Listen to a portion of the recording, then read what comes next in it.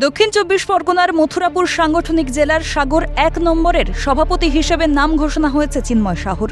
রাজ্য বিজেপির তরফে বিভিন্ন মণ্ডল সভাপতিদের নাম ঘোষণা করা হয় সম্প্রতি, কিন্তু গোলমাল দেখা দিয়েছে চিন্ময় সাহুর নাম ঘোষণার পর।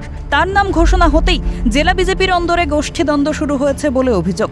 বুধবার সকালে নতুন মণ্ডল সভাপতির বিরুদ্ধে গঙ্গাসাগর জুড়ে পড়েছে পোস্টারে উল্লেখ, টাকার বিনিময়ে পদ গঠন করা হয়েছে। চিন্ময় সাহুর বিরুদ্ধে একাধিক দুর্নীতির অভিযোগ ও সংগঠনকে ধ্বংস করার অভিযোগও তোলা হয়েছে পোস্টারের নিচে লেখা আদি বিজেপি কর্মীবৃন্দ।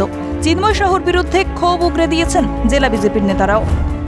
মণ্ডল সভাপতি বিগত দিনে 3 বছর পদ হোল্ড করে গেছে, অথচ উনি মল্লিকপুরে চাকরি করে, সপ্তাহে এখানে একদিন এসে সাংগঠনিক কাজে লিপ্ত যে হয় আমরা প্রাক্তন হয়েও জানতে পারিনি, তাকে মাঠে দেখতেও কোনোদিন পাইনি।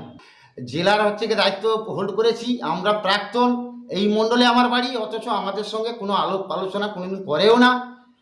সে তার ব্যক্তিগতভাবে 2-1 নিয়ে পদ হোল্ড করে। সংগঠনটাকে ওরা তো বরবাদ করে দিয়ে শেষ করে দিয়ে গেছে।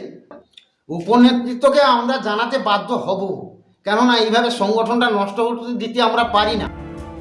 এই ঘটনা প্রকাশ্যে আসায় স্বাভাবিকভাবেই গোষ্ঠীদ্বন্দ্বের অভিযোগ তুলেছে তৃণমূল। এদের সাগরেও না আছে সংগঠন, ওই ভোটের সময় পয়সা এলে ওই পয়সা ঝেড়ে নেবে, মেরে নেবে, মানুষের পাশে থাকার কোনো মানসিকতা নেই। তার জন্যে এরকম পোস্টার ফেলে একে সরিয়ে দিয়ে তাকে, এতে তৃণমূলের কোনো কারণে কোনো অবস্থায় যুক্ত নয়। আর আমাদের এই পোস্টার মেরে কর্মীবৃন্দ অমুকবৃন্দ এর আগেও বিজেপির কিছু এরকম করেছিল, তৃণমূলের বিরুদ্ধেও বদনাম করেছিল। এটা বিজেপির কালচার, বিজেপি এটা করেছে। বিজেপিকে বদনামের চেষ্টা করা হচ্ছে, পাল্টা সাফাই বিজেপি নেতৃত্বের। তবে আমাদের ভারতীয় জনতা পার্টিতে আদি নব্য বলে কোনো কিছু হয় না। বিজেপি সর্ববৃহৎ সাংগঠনিক রাজনৈতিক দল। এখানে কেউ বা কারা উদ্দেশ্য প্রণোদিতভাবে বিজেপিকে বদনাম করানোর চেষ্টা করছে, তাতে কোনো লাভ হবে না। আমরা ভারতীয় জনতা পার্টির সংঘবদ্ধ দল, যদি কোনো অসুবিধা হয়ে থাকে সেটা আমরা আলোচনার মাধ্যমে ঠিক করে নেব। সব মিলিয়ে পোস্টার রাজনীতিতে উত্তপ্ত গঙ্গাসাগর।